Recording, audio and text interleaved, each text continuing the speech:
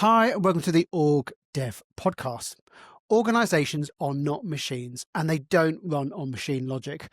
Understanding and solving critical issues in businesses depends on understanding people, how they work together, and how they feel. But working with people isn't straightforward. As humans, we delete, distort, and generalise the reality around it. One man who's committed himself to solving stubborn business problems with business insight, strategic skill, and years of experience is Phil Lewis. So joining us from Scotland today, Phil helps organisations tackle the most difficult challenges, from leaders who are struggling to lead board performance, strategic alignment, structural issues, and getting things done even when transformations start to falter. Phil runs a leading coaching and consulting firm called Phil Lewis Associates and a change consultancy called Corporate Punk. These two firms meet different needs, but they are powered by the same belief that what hinders businesses or teams are simply never business problems. Phil appeared on our radar through his thought-provoking writing and interactive events, and his work has earned him the trust of leaders spanning all sectors and industries, including BBC, Google, Forbes, KPMG, Leon, and Nationwide. Phil describes himself as having experienced bitter failures in his own enterprises, along with sustained head-spinning success. So thank you so much for joining us today, Phil. We really appreciate it.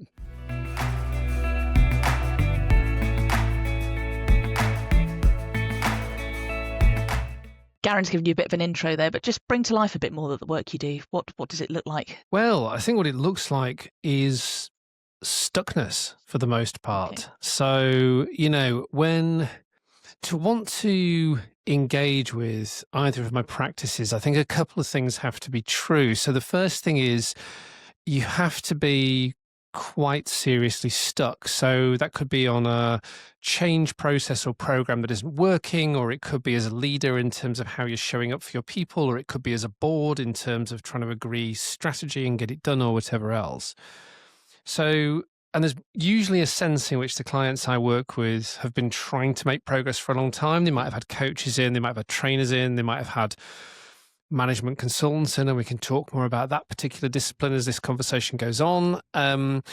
But they haven't been able to make the progress that they've been looking for. So that's kind of condition number one. Condition number two, I would say, is that they need now to get the problem solved as a matter of urgency. So there's a lot of things I think happen in business that are sort of someday problems rather than now problems.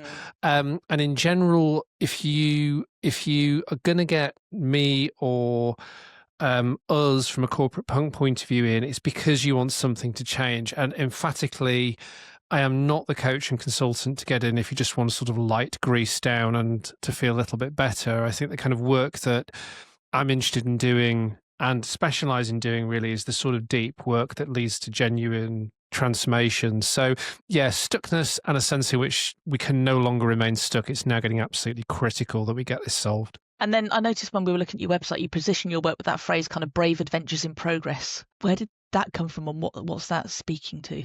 Oh, well, I mean, those four words, I think, kind of add and break, I don't know, 25 years, 27 years of a career, really. When leadership teams come into particularly the Phil Lewis Associates practice, if they're feeling stuck, and I mentioned earlier on, they've probably been through traditional coaching, consulting, all the rest of it. What I haven't mentioned is that they've also been through pretty much their toolbox at that point in time. So they're sitting there, they've got a problem that they believe they need to solve, and forgive me, I'm not a mechanic, but it's going to be something like this, or the screwdriver that goes over the shoulder, that's not work, the hammer that's gone over the shoulder, the jump leads, they've gone over the shoulder, the jack, they've gone over the shoulder. Mechanics will now be thinking exactly what problem is it you're trying to solve, but the point is they've kind of got to the cupboard's bare or the toolbox is empty, and my sense of this work, my work, but more generally this kind of helping work, whether you call it coaching or consulting or whatever, is that fundamentally what it's there to do is to help the individual feel resourced in a way that they weren't previously feeling resourced. So if they're out of ideas before, they might get some new ones. If they're out of energy before, then actually they might find it in themselves to carry on moving forward in some way, shape or form. But the nature of doing that kind of discovery work in partnership with somebody like me, I think it can be quite challenging work, because actually a lot of the time it's about there's something you're not looking at, or there's a way that you're not looking at something that it actually might benefit you to embrace in some way, shape or form, right? And sometimes it's about sometimes it's about confronting uncomfortable truths within that as well, right? And I think that requires a degree of courage. I mean, all day, every day, I see leaders who actually can be quite avoidant of situations that need addressing, right up until the moment where they can no longer afford to be avoidant of them. But stepping into that unknown, stepping into that uncertainty with somebody else, I think is always a courageous act, and Brave Adventures in Progress acknowledges that. It also is something that resonates quite deeply with me, because this sort of thing that, and I say this sort of thing really as a way of, that's literally how I feel about my own career. I realize as I give voice to it, I didn't set off with some grand plan. 25, 27 years ago, I was interested in some stuff, and I've got more interested in other stuff as time has gone on. I've just tried to find a way of getting paid to do that over the years, really. And then, you acquire your qualifications or whatever else. But I've taken some big old leaps in my career. Founding Corporate Punk was one of them. And I, to this day, try and, because I'm so ruthlessly focused on doing what I do at the level at which I do it, I feel like I'm constantly pushing myself to be better, try harder, Brave Adventures in Progress in my own right, and actually in my own therapeutic work that I've done over the years, my own coaching work, the way that I try and work with others. I've tried to embrace that spirit of courage too. So I guess it's partly not only sort of sat my side of the table professionally, but also sat my side of the table as a subject sometimes of coaching, consulting, therapy work, that kind of thing as well. And then just coming back to, you said, to do this work, the people you work with have to sometimes confront uncomfortable truths. Do they come ready knowing they're going to be doing that with you, or is that something they kind of learn as they start the work? Bit of both. I feel. I take a very relationally driven view of this work. I think it's in relationship with each other that we get ourselves into the messes we're in, but I also think it's in relationship with each other that we can sometimes find a way out of them, right? But a relationship deepens over time. A relationship should, if it's any good, kind of acquire its own, momentum. And I think trust builds also, particularly in this kind of work as well, where I think sometimes you do it in layers. You start to get to know people, and then you get to them a bit deeper, and you get to them a bit deeper, and you get to them a bit deeper again. And I think part of building that quality of relationship is you can then sort of expand the zone of what gets talked about, what gets tackled, what gets experimented with, all that kind of thing. So I think, clients generally come ready to do the work, but I think the work itself changes and deepens as the relationship evolves. Obviously, we were preparing for the conversation with you. We looked at your sort of writing, and you've got a really extensive portfolio of different bits of writing. And we really recommend to explore your website, which is available in the show notes as well. And in the beginning, you were sort of saying that all is not what it appears. So there's one particular article you write about where the strategy isn't clear. And often it's a kind of phrase that you do hear tossed around in organizations quite a lot. And your methodology is actually about uncovering. So the presenting problem may just be a symptom. What are often some of the things that might be informing an issue like the strategy isn't clear? That's a great question. I will just tell you on the website, by the way, I've always said I never had a chance to write a book.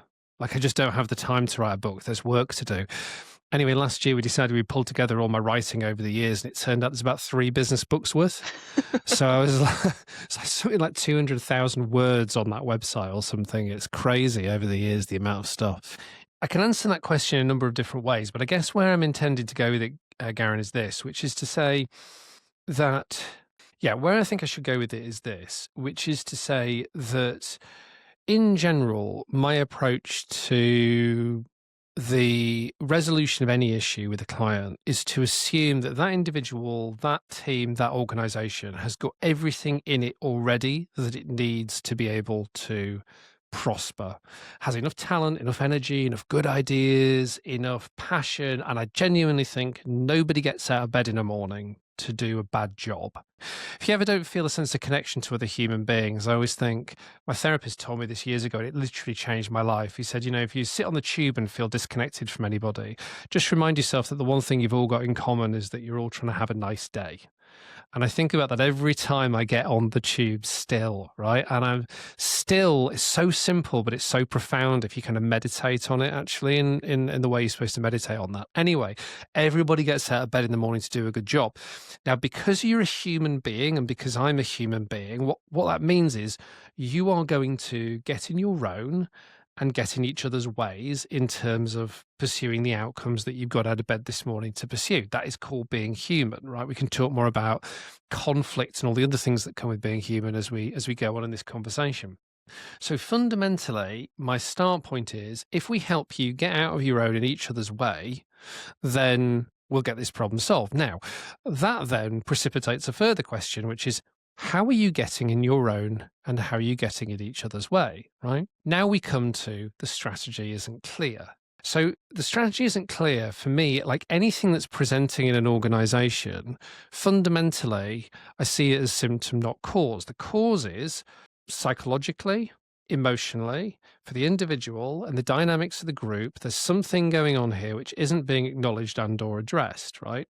And so the question becomes, well, is that actually a lack of clarity in strategy or is it something else? Now, the kind of things that the strategy isn't clear often seek to kind of cloud are things like, I don't agree with the strategy. I don't understand the strategy. I'm really worried that the strategy is going to present some existential threat for me, my team, the people around me, or whatever. By existential, it might not just be job loss. It might actually mean something like, I'm also really worried that if we adopt this strategy, I won't know what to do and I'll lose status, right? Some of this is conscious, some of this is unconscious. And so it goes, and so it goes, and so it goes.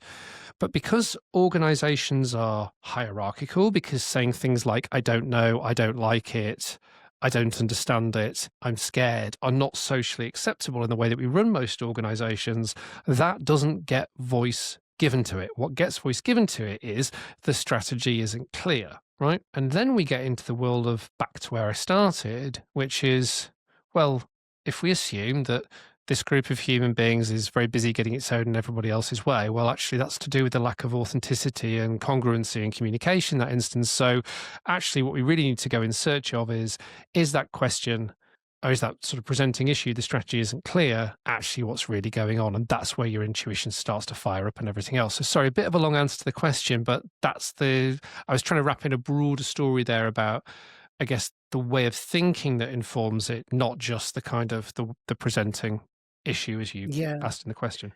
Yeah, and you picked up on another question I wanted to ask, because one of the things you talk about as well is the games people play, and there's so much hidden behind the speech hacks that we see in organisations. And you sort of invoke one example where I think the CEO walks into a board meeting and says, "Right, we're going to get rid of Bob," and although they are words on the surface, they're quite performative. They're trying to it's like trying to create status in the team. And again, sort of taking a step back and looking, well, what's really at play here? What's the real conversation that's going on? And you talk about the drama triangle suddenly invoked, and how when we shift roles, moving from like persecutor to victim to rescuer, all those kind of things are what happens really start with the dynamics are as well. I just thought it was a really fascinating way that if we pay attention to the detail of what's actually said and the meaning behind it, then we can really start to unlock the real conversation. And that's right. I mean, meaning is always provisional, right? So we can talk about what are effectively sort of concepts drawn from psychotherapy, like drama triangles and everything else. But actually, they're just ideas really that are there to help us try and make sense of the world and open up lines of inquiry that, again, in conversation with each other can be useful things to go in pursuit of. The example that you gave, by the way, he didn't say we're going to fire Bob. The CEO in question said, hands up around this table who thinks we should fire Bob, right? Which was one of those moments that sort of is seared on my sort of metaphorical retina, But exactly to your point, Garen, what's actually really going on there is nothing to do with whether or not Bob gets fired. What's really going on there is status signaling for the most part. Not only status at the level of, I ultimately am going to walk into this room late and command this conversation in this way. But ultimately, it also signals something else, which is everything that you have already been talking about as a group is irrelevant compared to what it is I want to discuss, right? And then it's also sending a really clear status signal in the sense that arbitrarily, if I decide this about him, then I can decide this about the rest of you as well. And it also signals that there's no such thing as due process. So the damage that is caused by that one interaction to the dynamics of a group of people is absolutely colossal.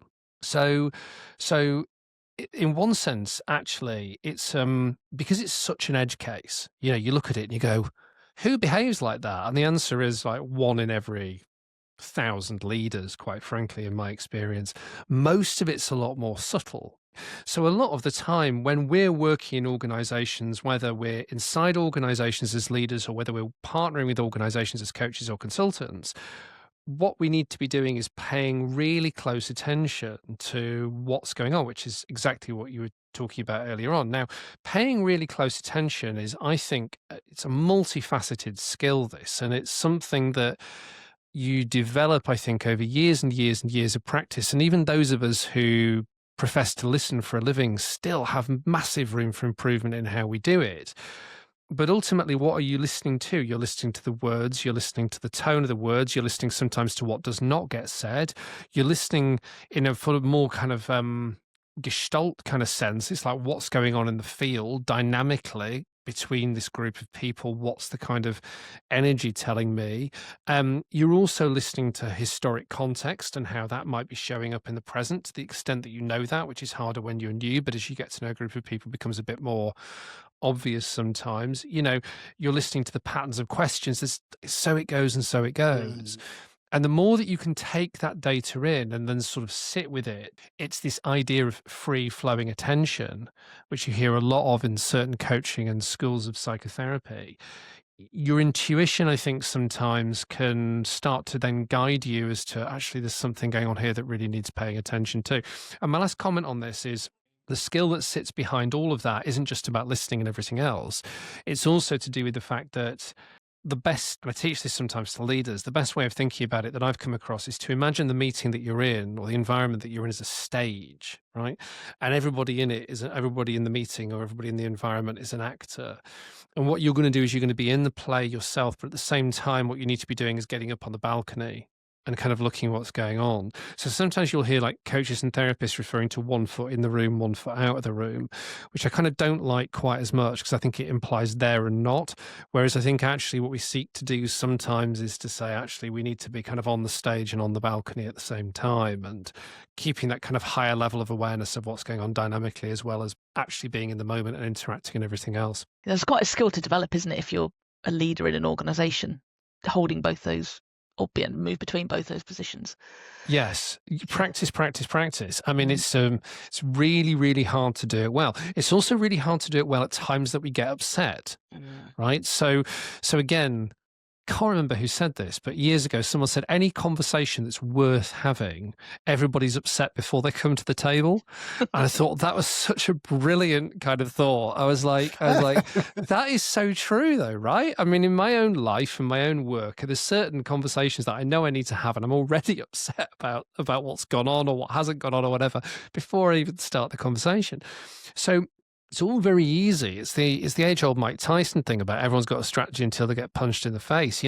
It's like it's all very easy to be sort of zen when you have no emotional investment in the conversation. But when there is something under discussion in which you, the individual, have a stake in some way, shape, or form, to be able to master that idea of actually being in the conversation and kind of out of it at the same time, or on the stage and at the same time on the balcony, it's incredibly difficult, but that is why these things are a practice. One question I'd love to ask on the back of that, because obviously, you said you often called in after others had been in there. They would have seen the same moves a few times themselves, but not intervened in the same way. When a moment like that happens, when you're sort of saying, well, there's either something this is really powerful moment, and it's like, how do you select the way in which you intervene? Because there's in the moment, as it's happening. There's kind of reflecting, there's kind of debriefing afterwards. Like, how do you evaluate how to intervene after something like that happens? I sort of wish I had a formulaic answer for you here. No, I don't expect you to. No. All the stuff is What I like the mean by Phil that, Lewis brain. no, what I mean by that is I wish in a sense, I wish I knew. And I want to say, yes, I will go into situations in which other coaches or consultants or trainers have been present. In fairness to a lot of those individuals, a lot of the time they've come in and added their best value. And I think it's also fair to say, organizations have to be, and leaders have to be ready for my kind of work. And there's different strokes for different folks. There's different kinds of people that help organizations at different times. But it just so happens the kind of stuff I often end up with tends to be sort of quite chronic and then acute. Now, in terms of how I think about it, I mean, I think the work is, do you remember those choose your own adventure books you used to have as a kid? Maybe I'm showing my age here. You're aging us as well. Becoming increasingly conscious of my advancing years. Basically, you'd sit there and it was like page 4, turn now. If you want to turn left, turn to page 12, or if you want to turn right, turn to page 9. And that's the way I would see conversations evolving with clients. Now, for me, the kind of decisions that we're making in those kind of moments are really multifaceted. So from a practice point of view, I'm thinking about, well, actually, is a coaching style approach, a mentoring style approach, a training style approach, or a consulting style approach? And I won't get sidetracked onto those, but I can draw those distinctions as I see them if it's helpful in a second. Which one of those or which combination of those is most likely to be of service in this situation, in this moment? Secondly, you're also making choices about actually, where do we push on? Where do we, hold back? And I think that can be to do with, there are ethical considerations that come into that as well. If you're dealing with serious relational difficulties between people or some very serious challenges that's going on for an individual, there are times, I would argue, where it's actually unethical to continue to push on, to continue to try and push people to make progress. Sometimes you actually need to back off, to which point you're also making another choice, which is intervene or not, because sometimes actually the most helpful thing you can do is just continue to bear witness to, sit back from, and all of that. And then also making sure that you're at the same time not drawn into things. You referenced a drama triangle earlier on. I don't know if viewers and listeners will be aware of this, but it's quite a famous concept out of 1968. Carmen came up with it. And it's used a lot in divorcing families. It's the idea of, that actually there's 3 almost like ego states that we can move between when caught in a certain type of drama, whether it's familial drama or workplace drama, which is perpetrator, victim, and rescuer. And it's an incredibly powerful thing, the drama triangle, because it's basically about how we all move around it, the perpetuation of drama, the fact that in drama triangles, nothing gets solved. And if you start spotting them at work, you'll start spotting them everywhere at work, in my experience. But you also need to be mindful in those moments that you're not getting sucked into the role of rescuer as well, which can also happen, or indeed perpetrator or victim, which I'm conscious once or twice I've actually caught myself almost moving in that direction, or maybe even have moved in that direction. So there's a lot kind of in play. And I think the value and the role of conversations with other practitioners, of supervision as a coach and as a consultant, is ultimately then to be able to retrospectively analyze those choose your own adventure style choices that you've made in terms of what you're bringing to the relationship, and understand actually, not that they're the right choices, because you'll never have the counterfactual, but actually, what was it that was guiding those choices for you? And ultimately, how do you feel about the consequences of those choices and all of that kind of stuff? So yeah, I think it's a very challenging area, and actually probably the central area alongside listening to the development of a high quality practice. I was going to say, you mentioned ethics there as kind of that ethical choice you as a practitioner, you've got to make. Is it ethical to intervene? And I know from when we spoke in the pre-meet, you talked about having a highly ethical practice was really important and central to the work you do. Do you want to say more about that? Well, I mean, I think I have 5 values in life: integrity, creativity, excellence, mutuality, and grit. And integrity is the number one thing for me. Now, we can define integrity in lots of different ways, But I would see integrity primarily in the context of the conversation that we're having, actually about doing the right thing as far as the client's concerned. Now, again, there's no binaries in life, or there's very few. So, what is right and what is wrong itself can be subject to some very interesting discussions. And is life always that, always that binary and all of that sort of stuff? But ultimately, for example, growing up as a consultant, I saw a lot of projects that got sold that should never really have got sold. I've seen a lot of people give advice that they weren't qualified to give. I have seen a lot of interference in situations in which actually nobody really was either invited or had the right to interfere, or the way that that interference was happening was wholly counterproductive to the flourishing of the other human beings involved and so on. And for me, that's the kind of stuff that that really needs excising from a practice as quickly as possible. Now, the job of excising it, really, as far as I can see, is the thing about integrity is the work is never done, because Nietzsche said we're all effectively all children because we're all confronted by unfamiliar things every single day. We are always consistently confronted with ethical dilemmas and actually challenges to our integrity.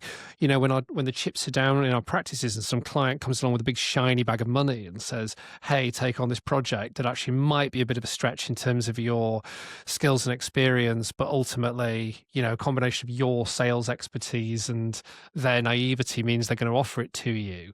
Well, that itself is the kind of thing I think can really start to challenge the integrity of practitioners. So I think for all of us, and I absolutely include myself in this, we have to become aware of our own weaknesses, our own blind spots, our own shadow effectively, and start getting familiar with the parts of ourselves with which we are uncomfortable, because it is those parts actually in the end that will get challenged around that integrity point. And that's the stuff that we need to, I believe, learn how to manage. And for me, that's an ongoing task. But I would say anybody who isn't engaged in that kind of line of inquiry about themselves, I question how to put this politely, I question whether or not they would be resourced to do really genuinely high quality work with clients. And I think it's good. You said something there about doing the right thing for the client. And I think sometimes there's a question about who is the client. Is it the individual working for the broader organisation? I think that's an always interesting angle to look at things through. Yeah, and again, it's a really good point, because again, like what we're working with people who are often quite individual sponsors of our kind of work as well, and people take leaps and they show good faith and all of that, particularly for those of us who are out there in the world of independent consultancy. And then sometimes the incentives and or just the trajectories of relationships start to pull clients apart from their organizations. You've got to start asking questions about actually by colluding with the client in the interests that isn't, in a way that isn't in the interest of the organization, all that sort of stuff. And again, I wish there were simple answers, but I guess for me, the thing I try and think about is, am I wrestling with the right quality of question, the right quality of dilemma about how best to move this forward? And actually, a lot of the time, I think these kind of issues can be resolved just by actually having a really open conversation sometimes in which those dilemmas are acknowledged. I don't think we are here to play politics in that sense. I think we're here to help clients perhaps pull their thinking up a level sometimes and find new ways to navigate through. Yeah. Hi, we're just pausing this interview for a moment. Have you ever finished an episode of the OrgDev podcast and wish you had a cheat sheet that summarises all of the key points? Us too, so we made one. It's called From Pod to Practice, and each week in our newsletter we'll share a 2-page summary of the latest OrgDev episode, and it includes key takeaways, a reflection prompt, and one small action you can try. And it's all in a digital format with space at the end to add your own notes and reflections, and it's designed to help you take the learning from the podcast into your day-to-day work. So to get your copy, just sign up to our Next Step to Better newsletter. The link's in the show notes, or you can visit our website at www.distinction.live to get the latest From Pod to Practice in your inbox. And let us know what you think. We'd love to get your feedback. So Phil, what was your journey into your current career? Like, what was your pathway through? Well, I started in marketing and advertising back in 1823. which I sort of fell into. And I was sort of quite good at without being really good at it. But what I was good at doing was working really hard. So I got sort of quite far in my career. And then I went off and then I got tired of advertising and marketing. So I thought all these people, all very creative, don't really understand the world of commerce and business results and all of that. So then I went off and did some management consulting. Then I thought all these people really understand commerce and commerciality and business results, but none of them would have an idea if it would, bit them on the arse. So, and that's why I sort of moved between kind of the creative industries and consulting industries for a bit. And then about sort of 12, 13, 14 years ago, kind of realized that I wasn't interested in any of it at all. Right? I wasn't interested in the slightest. I wasn't interested in solving people's problems for them. I was interested in why they had those problems in the first place. And for me, I guess, without giving you my kind of life history and all of that, but it is kind of relevant, I realized it went right back to childhood. Like, I come from a family of really quite loving, charismatic people, none of whom can be in the same room as one another.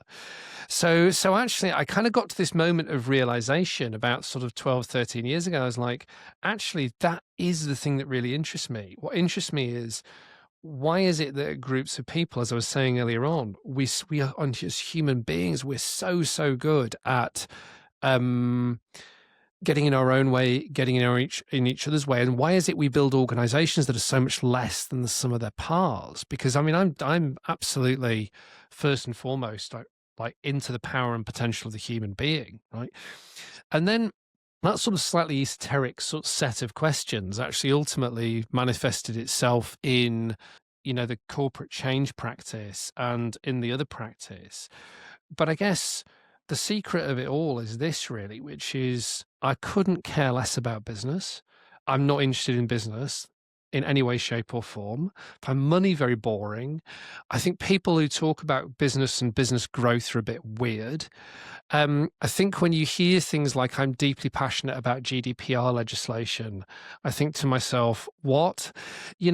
So it turns out I'm not even interested in the basics of business whatsoever, not interested in commerce or commerciality or any of it. What I'm interested in is the human being and the flourishing of the human being individually and in groups. And it just so happens that work is a good place to do that kind of work because we spend so much of our time there. And also all of us as human beings, without sounding too kind of Adlerian, here, all of us are hardwired to contribute. That is fundamentally, I believe, what we're on the earth to do. I found a fascinating thing out last year, which is, how the retirement age was originally calculated? This blew my mind. You may know this, but this blew my mind. The retirement age is calculated by, in the first instance, the mean average age of the human male upon death minus 1 year. So basically it was, you finish work, you've got a year to put your affairs in order and then tatty bye, right? That was literally how retirement kind of came about. And what I took from that is, oh my God, it's as human beings, we have to have use. We have to have a means of contribution, right? And if you come back to what work is a means of us expressing our desire and our will to contribute. And yes, we have to get paid because there's bills to pay and all the rest of it. And work is this kind of amazing playground, and I use that word very advisedly, where actually so much of who we are, how we relate starts to kind of come forward and starts to give expression to itself, both for better and for worse. Who wouldn't be interested in going into those environments and doing this kind of work? So for me, that's where it all kind of came from. And I was just incredibly lucky because, as I say, in going in the direction of my interest and somehow through sellotape and string, kind of working out how to build a practice around it, and I'm doing it a long time now, and I'm sort of slightly amazed I'm still here. But in doing that, what I actually stumbled across was literally a reason to live. And I mean that at a fundamental level. Like for me, someone was talking to me about my coach, I do a lot of fitness. So my trainer was talking to me this morning about work-life balance. And I'm like, I don't believe in it. It's all life anyway. But also I just happen to have found the thing to do that I will literally be carried out of my last meeting in a box. I'm absolutely determined of that. I love that. And you've named one of your consultant firms, corporate punk. And that's a particular genre of late 70s, early 80s kind of. What was the sort of the reason behind the name, and how does that relate to how you sort of show up in organizations? Kind of give you the bullshit bullshit answer, but I'll give you the real one. I came up with the name about 3 years before I came up with the business. So I was drunk at dinner. Back in the days when I used to drink, I haven't drunk in years. And I was talking to somebody about, I'm not very employable, like fundamentally. Like I'm like the idea of you doing an appraisal is just not really gonna, like, especially not now.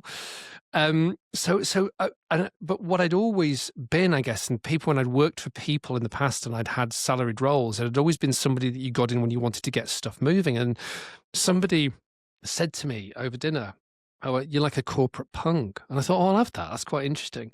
And then trademarked the name the next day. And then about 3 or 4 years later, when I had a very, very bad experience running my very first independent consultancy. I lost a lot of money, had a really, really bad time doing it, learned a lot of lessons.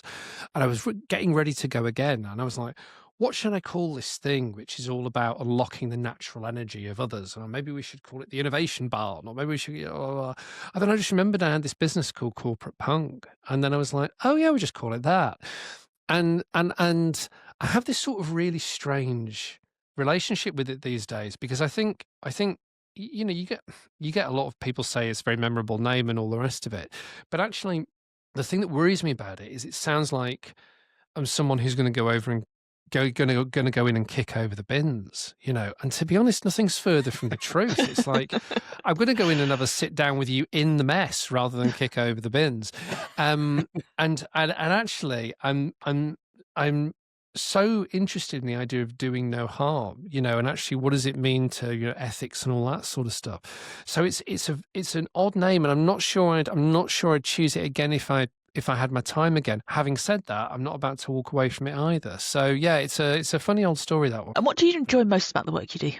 What really brings you to seeing? Well, if you go back to my earlier point, which was the tools at the toolkit, you know, all out over the shoulder and everything else, I really, really love watching people fly, both individually and in groups, and that can mean different things, you know. So there are people I've helped sell their businesses. I've helped them to exit for huge amounts of money. I've helped them get promoted to global roles, all of that sort of stuff.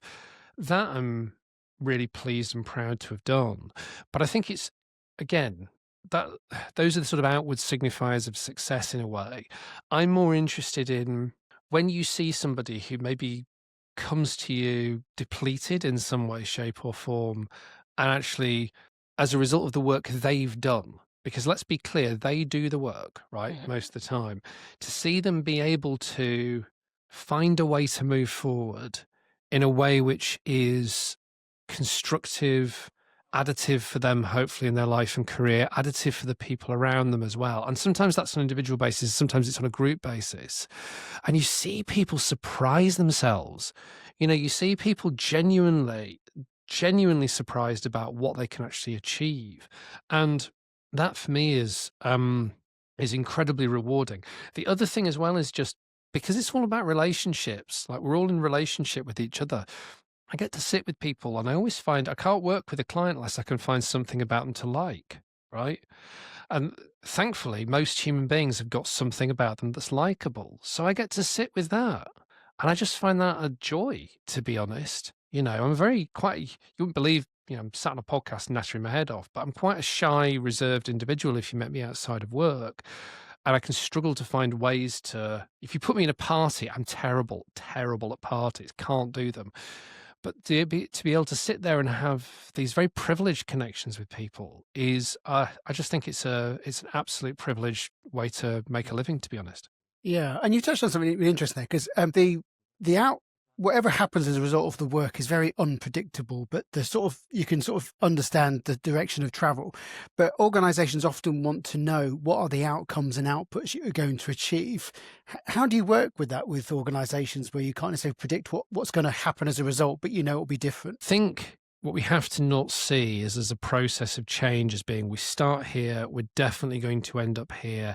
Everybody clear, we're going to end up here. As the crow flies, let's get there as soon as possible. I think it's more akin to, we start here, we think we're roughly going to end up over here. Let's make a step forward and see how we go, right? Oh, we seem to have tripped over, right? We've got mud all over our arse, right? Okay, well, that's fine. We'll just pause, clean that We've up. lost Barry. We've lost Barry. Let's get Barry. Barry. So exactly. And and actually it's this process of contracting, recontracting. And actually, again, to the whole point about surprising yourself, clients surprising themselves as well, of course, is that where you think you want to end up, or where a client thinks they want to end up, and where they actually sometimes need to end up, and then therefore end up wanting to end up, can be quite different as well.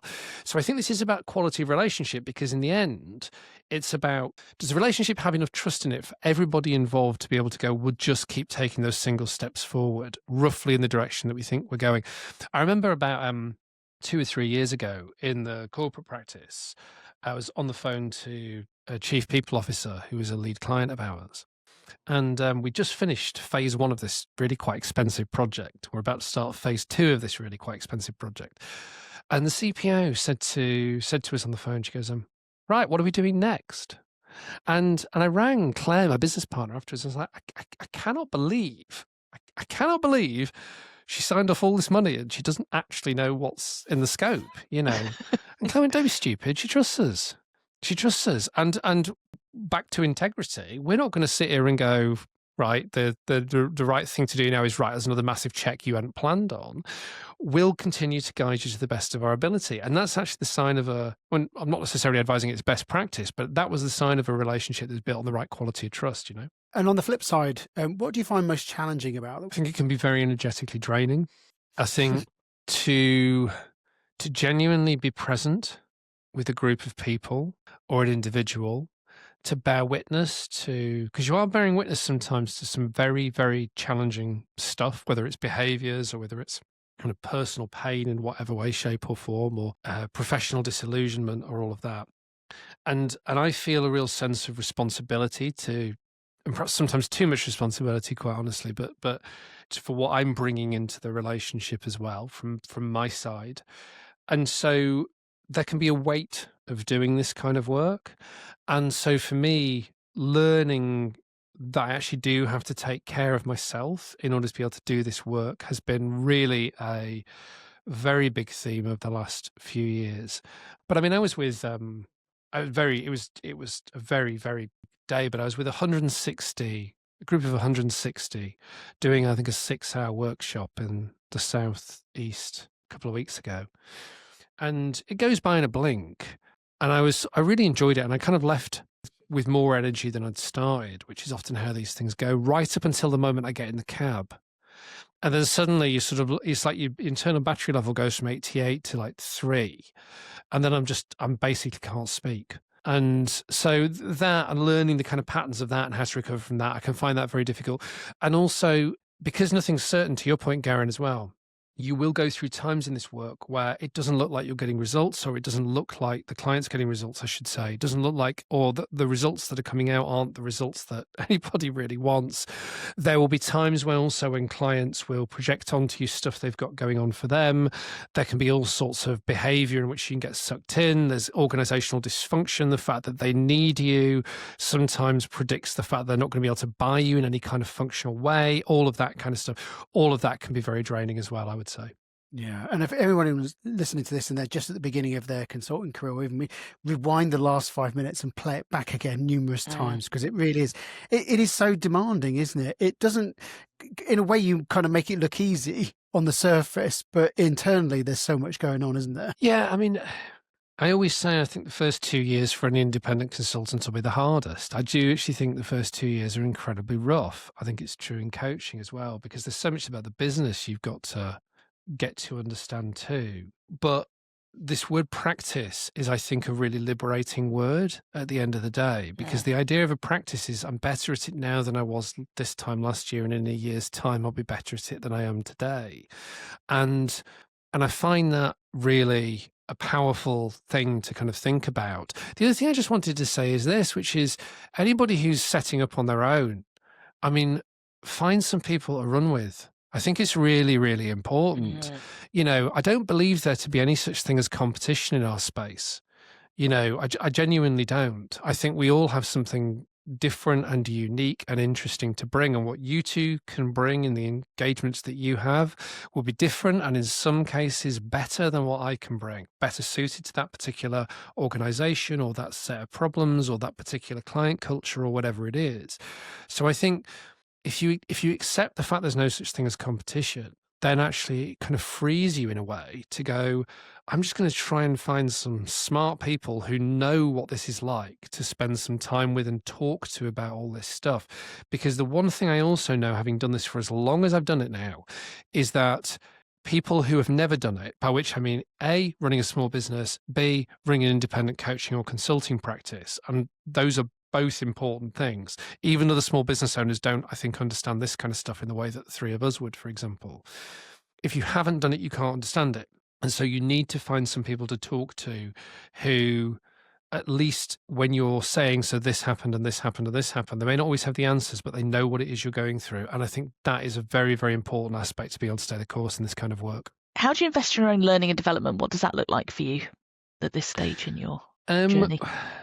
Constant, actually. I mean, I took myself through some psychotherapy qualifications a few years ago. I'm currently 2/3, 3/4 of a way through a master's in exec coaching at the moment with Ashridge, which has been utterly brilliant. And I would say has been worth doing actually also just through the lens of meeting some really great peers and, again, people who can push your own practice forward and all that kind of stuff. And then I think it's also conversations like this. I mean, one of the things about our work is being able to talk about it, I think sometimes can really help sharpen our own thinking and our own practice. So I think for me, it's the professional development journey involves going through kind of cycles of qualifications, psychometrics, other kind of industry qualifications, but actually also being in conversation around this kind of stuff is useful. The other thing I would say, actually, sorry, just to say, there is the third bucket, which I shouldn't forget, is the work is the best teacher if you allow it to be. I mean, ultimately, getting out there and the contact sport of actually doing this stuff. I mean, I look back at some of the stuff I was writing 8, 9 or 10 years ago. All of it's on the website, by the way. I refuse to edit any of it out because I'm like, again, even if I go, God, that scan's a bit naive, I'm like, but that's where you were 10 years ago. Yeah. Own it, and you don't get to edit out your past. And so for me, the kind of the process of doing the work is itself a great teacher too. So those three things. Well, Phil, I want to say a huge thank you. We're also very appreciative you've hired a room to have a conversation with us today. So thank you very much for that as well. It's really a really brilliant conversation. Danny, what are you taking away from today's call? Lots. I want to carry on. I've got so many questions we could have asked. Can we pay for the next hour? No, I can always come back on. No problem at all. I think there's definitely a part two I here. think we'd love to have you back on. Yeah, I think it's been a lovely conversation. I think there's lots of provocation and food for thought for anybody practicing in this space. So I think some of the things that have stuck with me, that kind of reiterating that belief that the organisation and the people aren't broken, that they've got everything they need to solve their own problems is really important.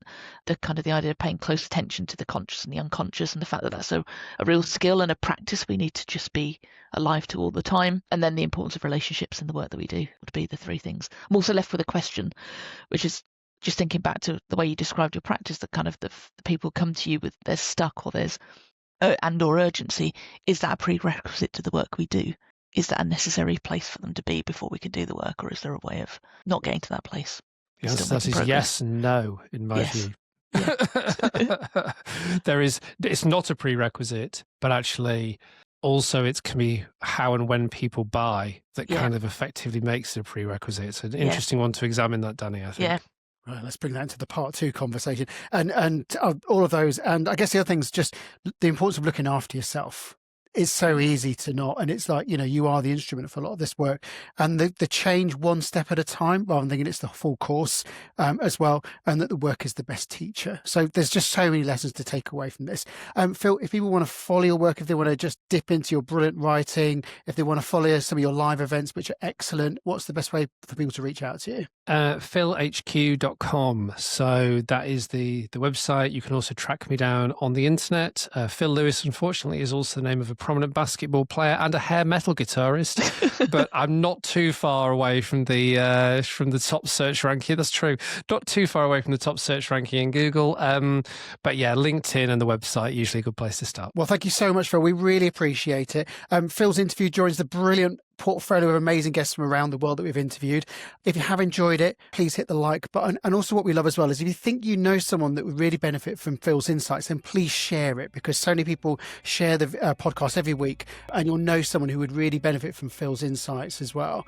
And we want to say a huge thank you. It's been brilliant. I think we're just scratching the surface, but Phil, keep doing the brilliant work that you're doing. Keep finding time to write and share your insights. And thank you for today. It's been great. Good to be with you both.